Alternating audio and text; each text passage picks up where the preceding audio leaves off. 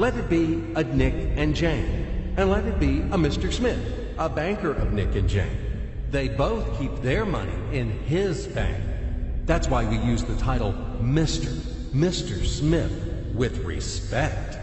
Nick really wants to buy, well, let's say Jane's bicycle, but he has no money.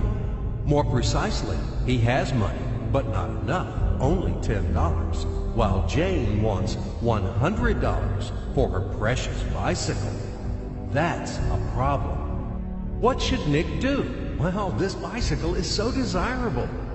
He gives Jane his $10 as a deposit and asks plaintively not to sell the bike to anyone. He says that he will bring the rest of the money soon.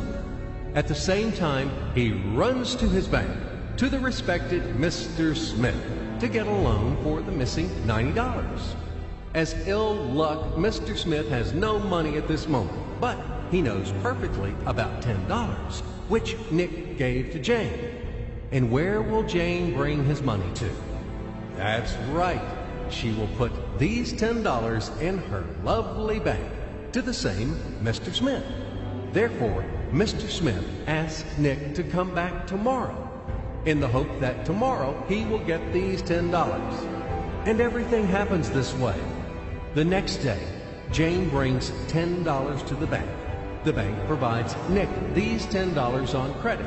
Nick immediately gives them to Jane. She again puts them in a bank. The bank again provides Nick these $10 on credit, etc. As long as Nick the fool will gather enough money for the bicycle. Don't you get confused yet?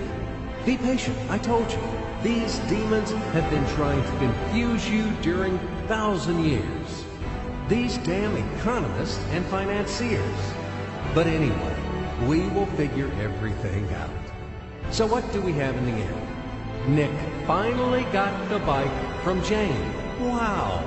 But at the same time, Nick owes $90 to the bank, Mr. Smith.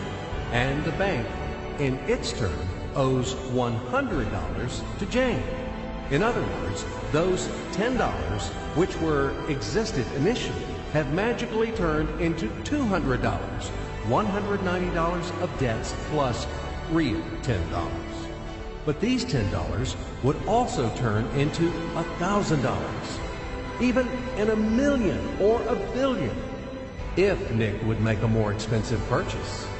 In this case, our $10 would make the increasing number of its cycles, circuits from hands to hands. That's it. So, what happens in today's world? SOS!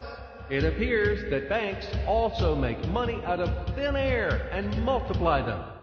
Not only Fed can produce money, but banks either. In short, everybody can do this, except you and me. We are not in the business at this celebration of life. I would like to print or draw some money as well.